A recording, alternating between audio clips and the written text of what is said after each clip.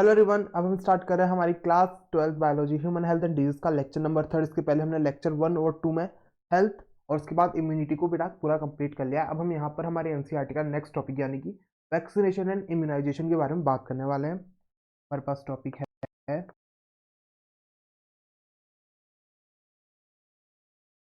Vaccination and immunisation. बेटा जो vaccination और इम्यूनाइजेशन का जो फंडा है बेसिकली ये भी मेमोरी के ऊपर ही डिपेंड करता है, ठीक है। यानी कि इसका भाई मेन प्रॉपर्टी क्या है कि ये मेमोरी बेस्ड है, ठीक है। हम लिख सकते हैं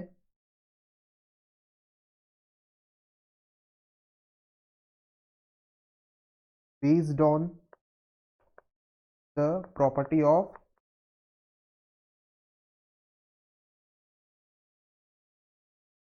मेमोरी, ठीक है बेटा। क्या ये इसका भी बेसिकली क्या है कि इसमें कोई पैथोजन आता है, हमें इन्फेक्ट करता है, फिर वही बी लिम्फोसाइट जाके उससे टकराता है, फिर वहां पे मेमोरी सेल का फॉर्मेशन होता है, फिर मेमोरी सेल उससे बाद में वापस से क्या होता है, लड़ाई करता है। तो यहाँ पर भी क्या है, मेमोरी का ही रोल है। और भाई किसकी memory? Of immune system, of system. Clear इतना? तो भाई किस पर बेस्ड है ये? मेमोरी के ऊपर बेस्ड है, किसकी? इम्यून सिस्टम की। फिर नेक्स्ट है कि ये वैक्सीनेशन होता क्या है। तो देखो बेटा, वैक्सीनेशन में क्या कर रहे हैं हम कि या तो हम किसी पैथोजन को वीक कर रहे हैं, ठीक है। पहले तो हमने क्या किया, पैथोजन को वीक किया, या फिर पैथोजन से कोई एंजाइम वगैरह ले लिया, फिर हमने उसको किसी ह्यूमन बॉडी के अंदर इंजेक्ट किया। समझ रहे हो? या तो हमने पैथोजन को ह्यूमन बॉडी के अंदर इंजेक्ट किया, या फिर जो पैथोजन टॉक्सिन्स प्रोड्यूस कर रहा था उसको हमने ह्यूमन बॉडी के अंदर इंजेक्ट किया। अब जब ये ह्यूमन बॉडी में जाएगा तो फिर क्या होगा भाई, वही बी लिम्फोसाइट आएगा, उसके साथ अटैच होगा, फिर वहां पर प्लाज्मा सेल और मेमोरी सेल का फॉर्मेशन करेगा।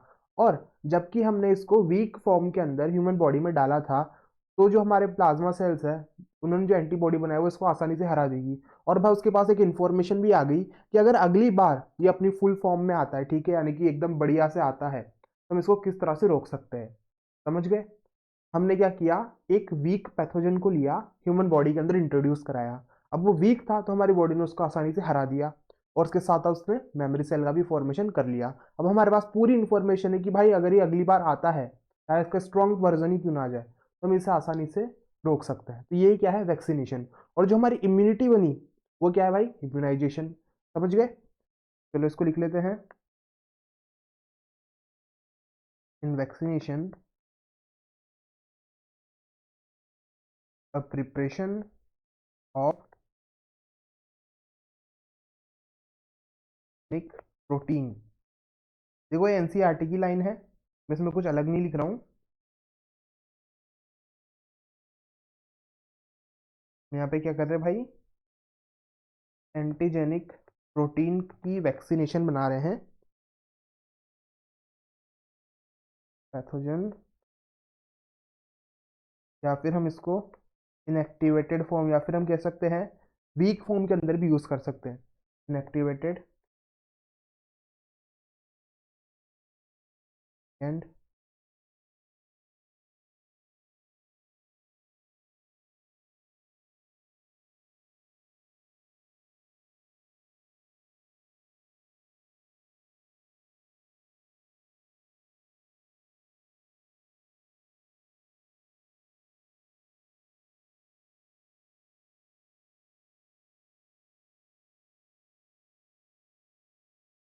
समझ गए इतना? यहाँ पे क्या हो रहा है भाई, ये हम वैक्सीनेशन प्रिपेयर कर रहे हैं किससे भाई, एंटीजेनिक प्रोटीन से। अब भाई एंटीजेनिक प्रोटीन किससे लिया हमने, पैथोजन से, या फिर हम उस पैथोजन को वीक करके किसी ह्यूमन बॉडी के अंदर इंट्रोड्यूस कर देंगे। तो यही क्या है, वैक्सीनेशन। अब ये जो हमने लिखा ना, इसको एक डायग्राम बनाते हैं, उसे समझते हैं, क्योंकि डायग्राम से सारी चीजें एकदम इजीली समझ में आ जाती है। तो वापस से हम यहाँ पे एक डायग्राम का फॉर्मेशन करने वाले हैं।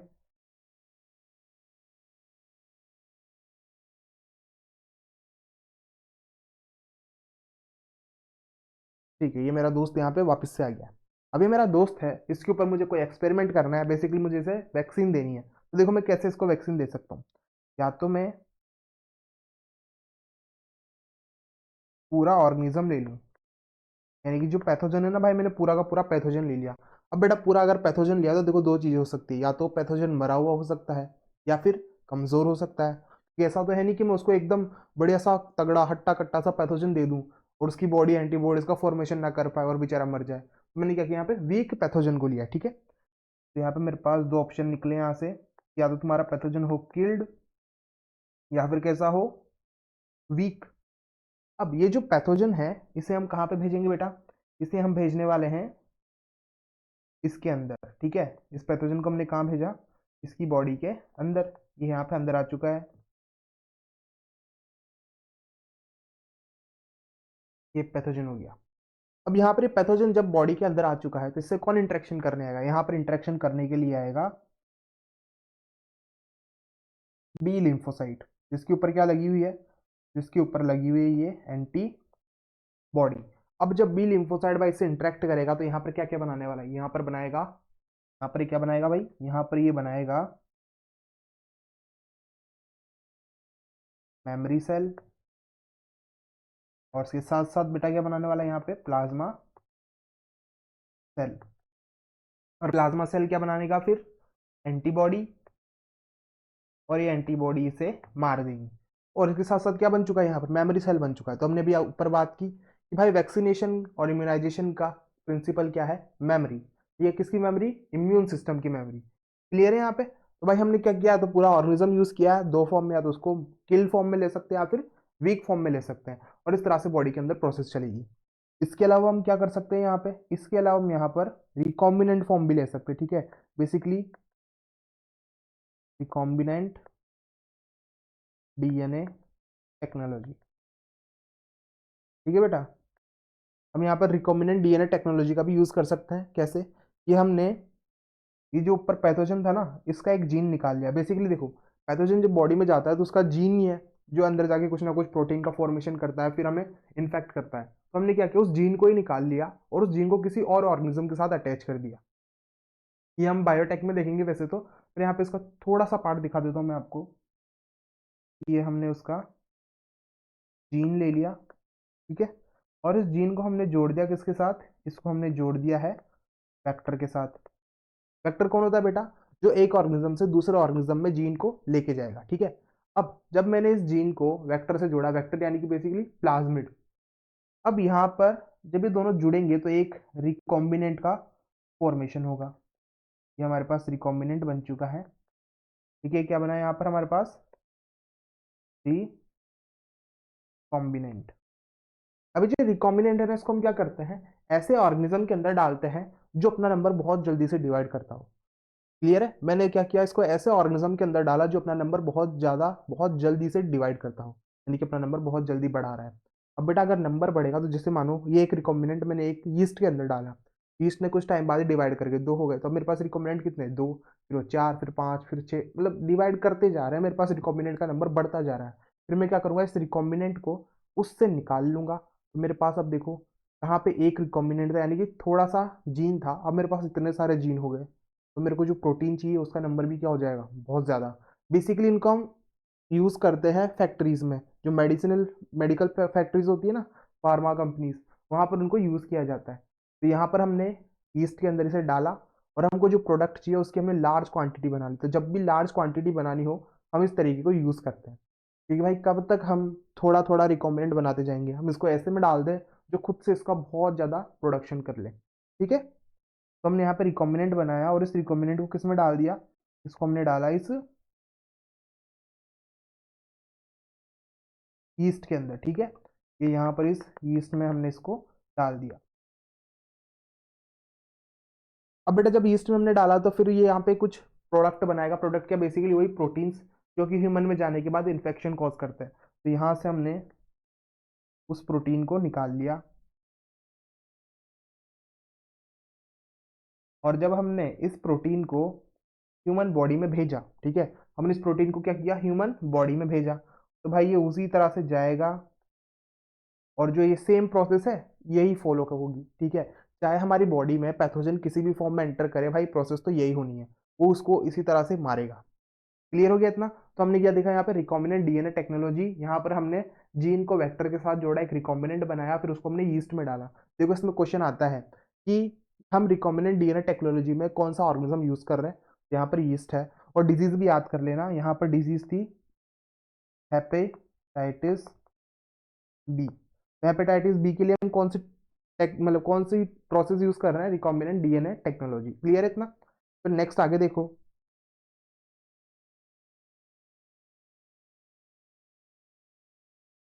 नेक्स्ट है हमारे पास भाई पैसिव इम्यूनिटी का एग्जांपल। ठीक है, यहाँ पर नेक्स्ट हो गया हमारे पास पैसिव इम्यूनिटी। अब बेटा पैसिव इम्यूनिटी में क्या था कि पहले से ही बनी हुई एंटीबॉडीज को हम किसी ह्यूमन को दे रहे हैं या फिर किसी भी ऑर्गेनिज्म को हम प्रोवाइड कर रहे हैं। यहाँ पे क्या हो रहा है, प्री प्रिपेयर्ड एंटीबॉडीज को होस्ट के अंदर डाला जा रहा है। ठीक है, लिख देंगे भाई कुछ डिजीज है जैसे कि टेटनस और स्नेक बाइट। टेटनस और क्या हो गया, स्नेक बाइट। तो यहाँ पर हम क्या कर रहे हैं, प्री फॉर्म्ड एंटीबॉडीज है या फिर हम कह सकते हैं एंटी टॉक्सिन। देखो जो टॉक्सिन्स को खत्म करे वो क्या हो गया, एंटी टॉक्सिन। और जो ये पैथोजन है हमारी बॉडी में जाने के बाद क्या बनाते हैं, टॉक्सिन। तो उसी को कौन खत्म करेगा, एंटी टॉक्सिन। तो भाई ऐसी प्रोसेस जहां पर हम प्रीफॉर्म्ड एंटीबॉडी या एंटी टॉक्सिन्स को बॉडी के अंदर क्या करेंगे, इंजेक्ट करेंगे, उसी को हम क्या कहते हैं, पैसिव इम्यूनिटी। ठीक है, तो यहाँ पर मानो ये गई अंदर, और अंदर कौन प्रेजेंट था, ये अंदर पैथोजन आ चुका था। उससे कौन लड़ा भाई, अब ये उससे लड़ी है एंटीबॉडी। और बेटा जब इन दोनों का इंटरेक्शन होगा तो यहाँ पर क्या होगा कि एंटीबॉडी से मार देगी, यहाँ पर कोई मेमोरी सेल नहीं बनने वाले। ठीक है, इतनी चीज याद रखना भाई, पैसिव इम्यूनिटी में कोई मेमोरी सेल का फॉर्मेशन नहीं होता। क्लियर है इतना? तो यहाँ पर हमने देख लिया कि वैक्सीनेशन कैसे हो रही है। वैक्सीनेशन में हमने यहाँ पर ये एक्टिव वाला देख लिया, ये ऊपर वाला क्या है, ये एक्टिव है। फिर हमने यहाँ पर रिकॉम्बिनेंट डीएनए टेक्नोलॉजी देख ली, और पैसिव इम्यूनिटी की भी एग्जाम्पल देख लिया, टिटनस और क्या है, स्नेक बाइट। क्लियर इतना? प्रोसेस पूरा यही है, ऐसे कैसे ही काम चलेगा हमारी बॉडी के अंदर। यहाँ पर ये टॉपिक भी पूरा कंप्लीट हो गया। फिर नेक्स्ट आगे चलो। नेक्स्ट है हमारे पास एलर्जी। ठीक है बेटा, नेक्स्ट है हमारे पास यहाँ पे एलर्जी।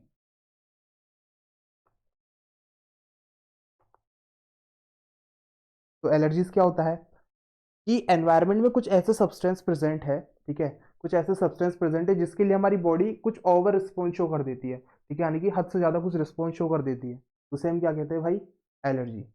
अब जैसे कोई पर्सन है उसको पॉलन से एलर्जी है, और अगर उसने पॉलन को इनहेल कर लिया तो क्या होगा कि उसे सांस लेने में प्रॉब्लम हो जाएगी। तो हमारा इम्यून सिस्टम भी तो भाई रिस्पॉन्स शो कर रहा है यहाँ पे। क्लियर इतना? यहाँ पे लिखो दी एक्सजेरेटेड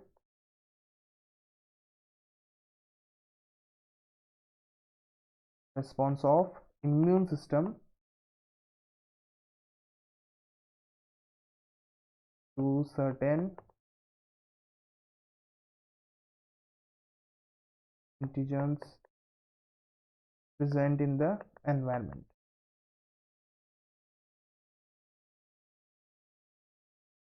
इन्हीं को, इसी को हम क्या कहते हैं बेटा, called allergy.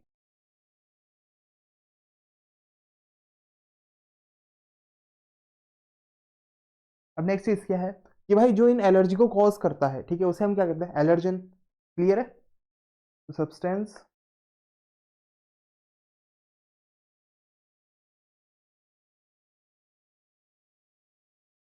Which cause allergy, उसी को हमने क्या कह दिया, एलर्जन। फिर उसके बाद नेक्स्ट देखो कि भाई यहाँ पर जो एंटीबॉडी बन रही है वो कौन सी, आईजीई।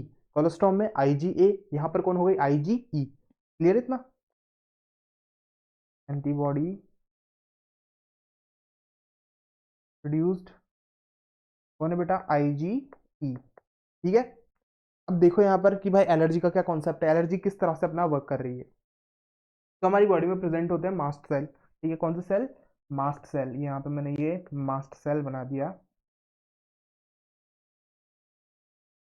मास्ट सेल नहीं है, ये कौन है, मास्ट सेल। अब बेटा मास्ट सेल के अंदर कुछ सब्सटेंस होते हैं जैसे कि हिस्टामाइन और सेरोटोनिन। ये हो गया कौन, हिस्टामाइन, और यहाँ पर ये कौन है, सेरोटोनिन।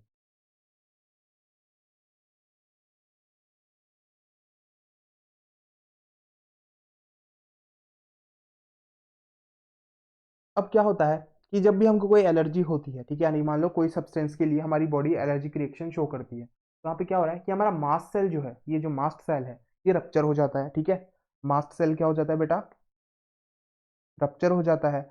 और जो हिस्टामाइन है वो किधर आ जाएगा, हमारे ब्लड के अंदर, ठीक है। जब ये रप्चर हो जाएगा तो हिस्टामाइन किधर आ जाएगा, हिस्टामाइन बाहर आ गया, कहाँ पे, हमारे ब्लड में। अब जब हिस्टामाइन बाहर आएगा, हिस्टामाइन है, ये बाहर आया और इसने क्या कॉज की, एलर्जी कॉज की, ठीक है। समझ गए इतना कि भाई मास्ट सेल, उसके अंदर हिस्टामाइन और सेरोटोनिन नाम की कुछ सब्सटेंसेस है। जब मास्ट सेल रप्चर होता है तो हिस्टामाइन बाहर आ जाता है, सेरोटोनिन भी बाहर आ जाता है, और क्या कॉज करता है, एलर्जी। अब अगर हमें एलर्जी को सप्रेस करना है तो हम क्या करते हैं, हम एंटी हिस्टामाइन की टैबलेट ले लेते हैं, ठीक है। हम क्या करते हैं भाई, एंटी हिस्टामाइन की टैबलेट ले लेते हैं। For this use drug like histamine और एड्रेनलिन, और स्टेरॉइड्स भी हम यहाँ पे यूज में ले सकते हैं, स्टेरॉइड्स। तो यहाँ पर हमारे पास जो एलर्जी वाला टॉपिक है पूरा कंप्लीट हो गया।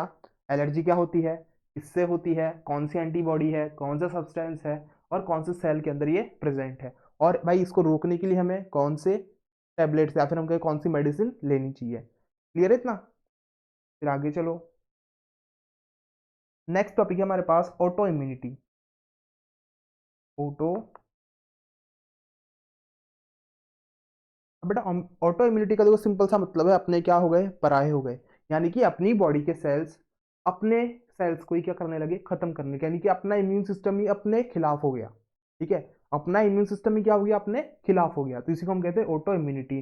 और बेटा जब अपना इम्यून सिस्टम अपने सेल्स के खिलाफ हो जाएगा और अपने सेल्स को मारने लगेगा, तो क्या होगा, इंसान धीरे धीरे धीरे धीरे एक टाइम बाद खत्म भी हो सकता है। समझे यहाँ पे, तो ऑटो इम्यूनिटी में क्या हो रहा है कि भाई जो हायर वर्टिब्रेट्स है उनके अंदर इम्यूनिटी इवॉल्व हुई, इम्यूनिटी इवॉल्व इन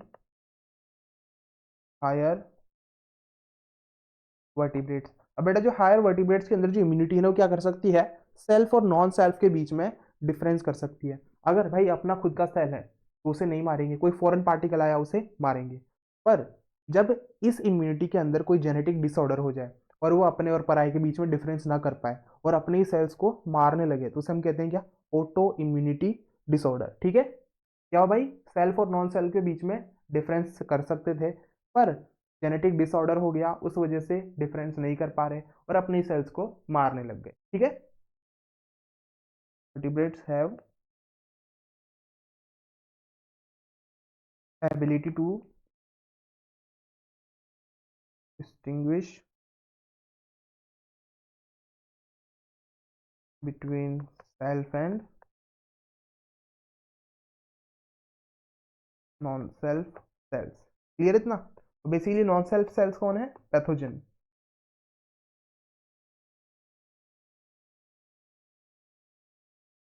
और जब हमारे पास क्या हो जाएगा, but due to some genetic disorder, भाई जेनेटिक डिसऑर्डर किस वजह से हुआ, अननोन है, ठीक है, हमें नहीं पता जेनेटिक डिसऑर्डर किस वजह से हुआ। या फिर हम कहते हैं कि कुछ ऐसे रीजन है जिनके बारे में हमें नहीं पता, और उसने क्या कर दिया, हमारी जो एबिलिटी थी इसको खत्म कर दिया। कौन सी एबिलिटी, सेल्फ और नॉन सेल्फ के बीच में डिफरेंस करने की, ठीक है। तो due to some genetic disorder और अननोन रीजन, बॉडी क्या कर देगी भाई, बॉडी अटैक करेगी सेल्फ सेल्स, ठीक है बेटा। इसी को हम क्या कहते हैं, ऑटो इम्यून डिजीज, ठीक है। इसी को हमने क्या कहा, ऑटो इम्यून डिजीज। क्लियर है इतना, और इसका एक एग्जांपल है क्या, रिमेटॉइड अर्थराइटिस, ठीक है। इसका एग्जांपल क्या है, रिमेटॉइड अर्थराइटिस। ये क्या हो गया बेटा, ऑटो इम्यूनिटी का एक एग्जाम्पल हो गया, ठीक है, ऑटो इम्यूनिटी डिजीज का एक एग्जाम्पल यहाँ पर आपके पास हो चुका है और ये टॉपिक भी पूरा कंप्लीट हो गया। देखो सारे टॉपिक को मैं से धीरे धीरे कंप्लीट कर रहे हैं और बस दो वीडियो 2 लेक्चर के अंदर और आपका ये चैप्टर पूरा कंप्लीट हो जाएगा। अब आगे चलते हैं। आगे हमारे पास टॉपिक है इम्यून सिस्टम इन बॉडी, ठीक है। नेक्स्ट क्या है, immune system in body.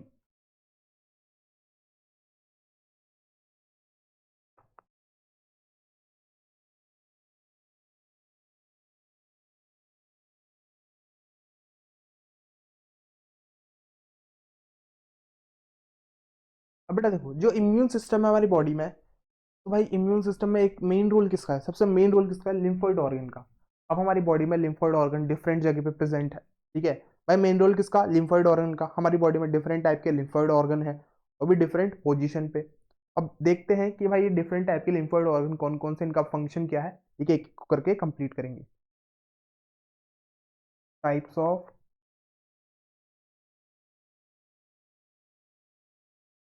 Lymphoid organ.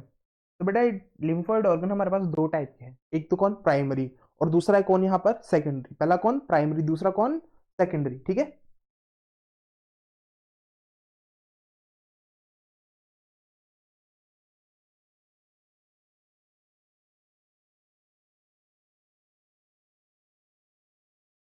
तो इधर हो गया ये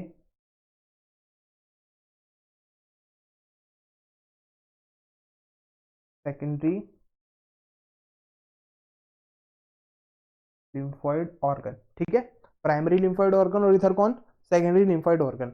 अब देखो सिंपल सी बात है, लिम्फोइड ऑर्गन में किसका फॉर्मेशन हो रहा है भाई, लिम्फोसाइट का। तो ऐसी जगह जहां पर लिम्फोसाइट बने, ठीक है, लिम्फोसाइट की देखो तीन चीजें, पहला तो क्या उनका फॉर्मेशन, दूसरा उनका मैच्योरेशन और तीसरा डिफरेंशिएशन। जहां पर भी लिम्फोसाइट का फॉर्मेशन, मैच्योरेशन और डिफरेंशिएशन हो रहा है, वो क्या हो गया आपका, प्राइमरी। और जहां पर जाके ये लिम्फोसाइट एक्ट करे, यानी कि अपना रोल प्ले करे, एंटीजन एंटीजन के साथ जाके बाइंड करे और फिर अपना रोल प्ले करे, उसे हम कहते हैं सेकेंडरी। समझे, प्राइमरी में क्या हो रहा है, इनका फॉर्मेशन, मैच्योरेशन और डिफरेंशिएशन। और फिर उसके बाद ये कहाँ जा रही है, सेकेंडरी की तरफ, सेकेंडरी के पास जाके अपना रोल प्ले कर रही है, ठीक है, यानी कि एंटीजन के साथ लड़ाई कर रही है। क्लियर, समझ गए इतना। तो यहाँ पर लिख लेते हैं हम, ये भाई यहाँ पर फॉर्मेशन हो रहा है, मैच्योरेशन हो रहा है और डिफरेंशिएशन हो रहा है,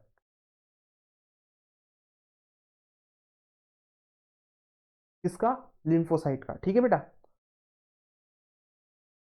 ऑफ लिम्फोसाइट। कौन सी लिम्फोसाइट, बी लिम्फोसाइट और टी लिम्फोसाइट, ठीक है। लिम्फोसाइट भी हमारे पास यहाँ पे दो है, एक तो बी लिम्फोसाइट और टी लिम्फोसाइट, ठीक है। तो फॉर्मेशन, मैच्योरेशन और डिफरेंशिएशन किसका, लिम्फोसाइट का, कौन कौन सी, बी और टी। फिर नेक्स्ट चीज है सेकेंडरी लिम्फोसाइट। सेकेंडरी लिम्फोसाइट में क्या हो रहा है कि भाई ये जो इधर lympho sorry secondary lymphoid organ में क्या हो रहा है कि इधर जो लिम्फोसाइट बने वो यहाँ पर जाएंगे और इंटरेक्शन करेंगे किससे, एंटीजन से। यहाँ लिखेंगे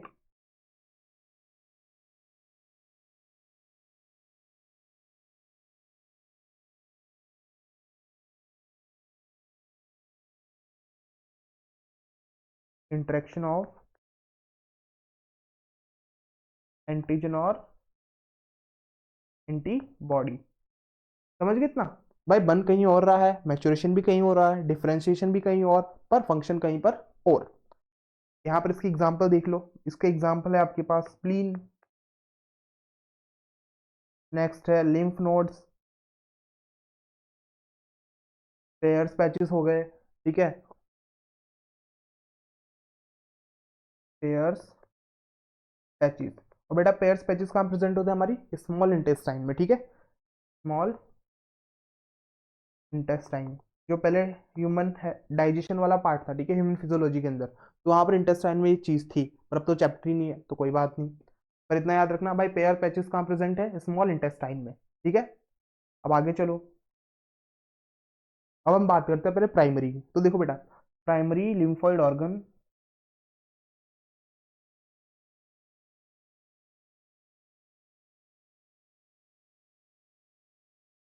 तो बेटा प्राइमरी लिम्फोइड ऑर्गन में देखो लिम्फोसाइट बन रहे थे कौन कौन से, बी और टी।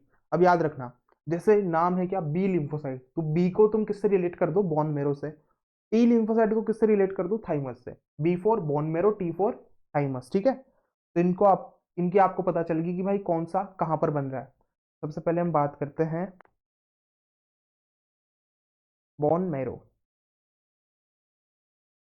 तो बेटा बोन मेरो क्या है, बोन मेरो में सारे ब्लड सेल्स बनते हैं, उसके साथ साथ यहाँ पर लिम्फोसाइट बनता है। कौन सा लिम्फोसाइट, बी लिम्फोसाइट। बुक के अंदर नहीं दिया हुआ बी लिम्फोसाइट, वहां पर सिर्फ लिखा हुआ लिम्फोसाइट, पर आपको याद रखना है बोन मेरो में कौन बना, बी लिम्फोसाइट, ठीक है। All blood cell and B lymphocyte produce हो रहे हैं यहाँ पे। फिर नेक्स्ट चीज देखो, थाइमस। अब बेटा थाइमस में कौन बनेगा, टी लिम्फोसाइट। अब थाइमस की कहानी सुनो। थाइमस एक लॉब्ड स्ट्रक्चर है। कहाँ प्रेजेंट है ये, हमारे हार्ट के पास प्रेजेंट है, हमारी ब्रेस्ट बोन के पास में, ठीक है, ब्रेस्ट बोन के नीचे। समझ गए कहाँ पर प्रेजेंट है भाई, हार्ट के पास, ब्रेस्ट बोन के बिनेथ। फिर नेक्स्ट चीज है कि जो छोटे बच्चे होते हैं ना, उनमें थाइमस का साइज थोड़ा बड़ा होता है, प्यूबर्टी तक वैसा ही रहता है। फिर प्यूबर्टी के बाद जैसे जैसे एज बढ़ती है, थाइमस का साइज छोटा होने लगता है।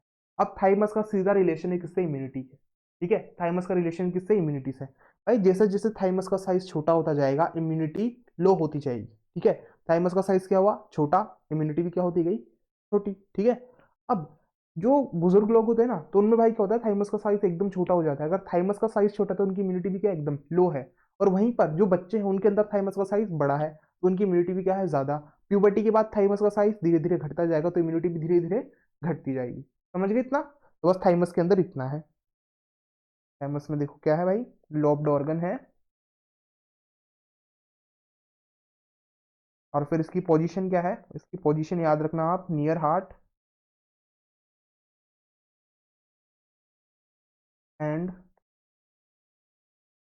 बिनेथ ब्रेस्ट बोन, ठीक है। फिर नेक्स्ट चीज देखो कि भाई थाइमस का साइज लार्ज होता है कब, बर्थ के टाइम पे, प्यूबर्टी तक वैसा रहेगा। फिर उसके बाद क्या होगा, डिक्रीज, ठीक है। तो thymus large during birth and keep reducing size with age. समझ गए बेटा, इतना क्लियर है। और यहाँ पर किसका फॉर्मेशन हो रहा है, टी लिम्फोसाइट का।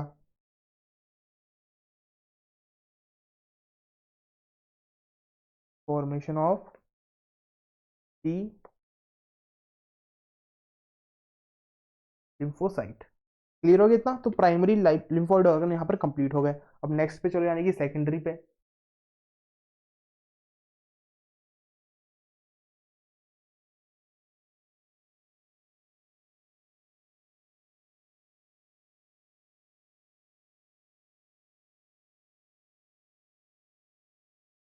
अब बेटा सेकेंडरी लिम्फोइड ऑर्गन में देखो, स्प्लीन है, लिम्फ नोड है, हमको ये दो ही पढ़ने हैं, और एक माल्ट दिया हुआ अपनी एनसीईआरटी के अंदर, ठीक है। बाकी नाम तो औरों के भी दिए हुए, पेयर्स पैचेस हो गया, ठीक है, पर हमको सारे नहीं करने। यहाँ पर नाम क्या है हमारे पास, सबसे पहले सबसे पहला है स्प्लीन। अब बेटा स्प्लीन कैसा होता है, बीन शेप का होता है, इसकी साइज लार्ज होती है, ठीक है। तो हम यहाँ लिख देंगे लार्ज बीन शेप। नेक्स्ट चीज देखो, ये यहाँ पर लिम्फोसाइट होते हैं, फेगोसाइट होते हैं, और उसके साथ साथ इरिथ्रोसाइट भी होते हैं। इरिथ्रोसाइट पता है ना क्या होते हैं, आरबीसी। फेगोसाइट कौन, डब्ल्यूबीसी की बात कर रहा है, जो बेसिकली फेगोसाइटोसिस करे, यानी कि जो माइक्रो ऑर्गेनिजम्स उनको खा जाए। और कौन प्रेजेंट है यहाँ पर, lymphocyte consist of lymphocyte, phagocyte, और कौन है बेटा यहाँ पे, इरिथ्रोसाइट। अभी क्या करते हैं कि ब्लड के अंदर जो भी माइक्रो ऑर्गेनिज्म मूव कर रहा है, ठीक है, यानी कि ब्लड में जो माइक्रो ऑर्गेनिज्म प्रेजेंट है, तो ब्लड यहाँ से पास होगा और ये उसको पकड़ लेंगे, ठीक है। उसको क्या करेंगे भाई, ये पकड़ लेंगे। तो यहाँ हम लिख सकते हैं trap blood born micro organism. समझ गए कि भाई ब्लड के अंदर जो माइक्रो ऑर्गेनिज्म प्रेजेंट है उसे पकड़ लेंगे और खत्म कर देंगे। नेक्स्ट पे चलते हैं। नेक्स्ट हमारे पास है लिम्फ नोड। नेक्स्ट कौन है हमारे पास? लिम्फ।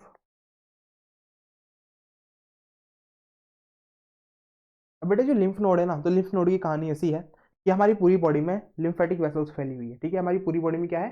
लिम्फ वेसल्स फैली हुई है। और लिम्फ वेसल्स में क्या फ्लो कर रहा है? लिम्फ। क्लियर इतनी बात? हमारी पूरी बॉडी में क्या प्रेजेंट है? लिम्फेटिक वेसल प्रेजेंट है, उनमें क्या है? लिम्फ प्रेजेंट है। अब इन लिम्फेटिक वेसल्स पे बहुत सारी जगह पे नोड्स बन जाते हैं। ठीक है, नोड्स क्या होती है? गांठ है, वहां पर क्या होती है? छोटी छोटी सी नोड्स बन जाती है, उसी को हम क्या कहते हैं? Lymph node. और भाई जब भी इन लिम्फ नोड से एंटीजन आके टकराता है, ठीक है, एंटीजन आया, लिम्फ नोड से टच हुआ, तो लिम्फ नोड कहाँ मैसेज भेजिए? हमारे इम्यून सिस्टम को, और इम्यून सिस्टम हो जाएगा एक्टिव। और जैसे इम्यून सिस्टम एक्टिव हुआ, उस माइक्रो ऑर्गेनिज्म को खत्म कर देगा। ठीक है, तो लिख लो यहाँ पर क्या? प्रेजेंट एट डिफरेंट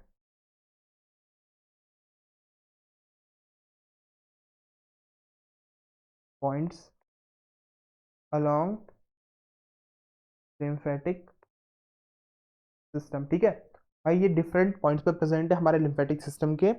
और क्या करते हैं? ट्रैप करते हैं माइक्रो ऑर्गेनिज्म को। Trap micro organism in lymph and tissue fluid. हमारे लिम्फ और टिश्यू फ्लूइड के अंदर जो भी माइक्रो ऑर्गेनिजम्स होते हैं, उन्हें ये ट्रैप कर लेते हैं और मार देते हैं। यहाँ पर एक चीज देख लो कि ये एंटीजन था, इधर हमारी ये लिम्फ नोड। अब जैसे ही एंटीजन इसके कांटेक्ट में आया, ठीक है, जैसे एंटीजन इसके कांटेक्ट में आया, तो ये क्या करेगा भाई? एक्टिव कर देगा हमारे इम्यून सिस्टम को। तो बेटा जैसे ही इम्यून सिस्टम एक्टिव होगा, तो ये क्या करेगा? अपना काम करना स्टार्ट कर देगा। यानी कि इसका काम क्या है? मारना। किसे? माइक्रो ऑर्गेनिज्म को। फिर थर्ड चीज है हमारे पास माल्ट। बेटा माल्ट में इसकी फुल फॉर्म याद रखना। ठीक है, माल्ट में इंपॉर्टेंट क्या है? इसकी फुल फॉर्म। तो इसकी फुल फॉर्म है म्यूकोसा एसोसिएटेड लिम्फोइड टिश्यू। ठीक है, इसकी फुल फॉर्म क्या है? Mucosa associated lymphoid tissue. हमारी बॉडी में जितने भी लिम्फोइड टिश्यू है, उनका 50% यही है। ठीक है, 50% भाई पार्ट किसका है? इसका। तो 50% of total lymphoid tissue.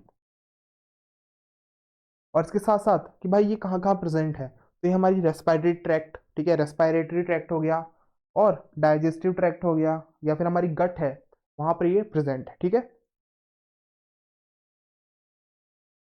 Present in lining of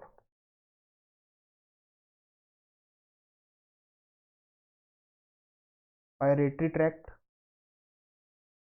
और रेस्पिरेटरी ट्रैक्ट के अलावा कहाँ पे प्रेजेंट है? ये डाइजेस्टिव ट्रैक्ट, और उसके साथ साथ यूरिनो जेनाइटल ट्रैक्ट। क्लियर है बेटा? तो ये माल्ट यहाँ यहाँ पर प्रेजेंट है, और हमारा जो ये वाला टॉपिक है, ये भी पूरी तरह से कंप्लीट हो चुका है।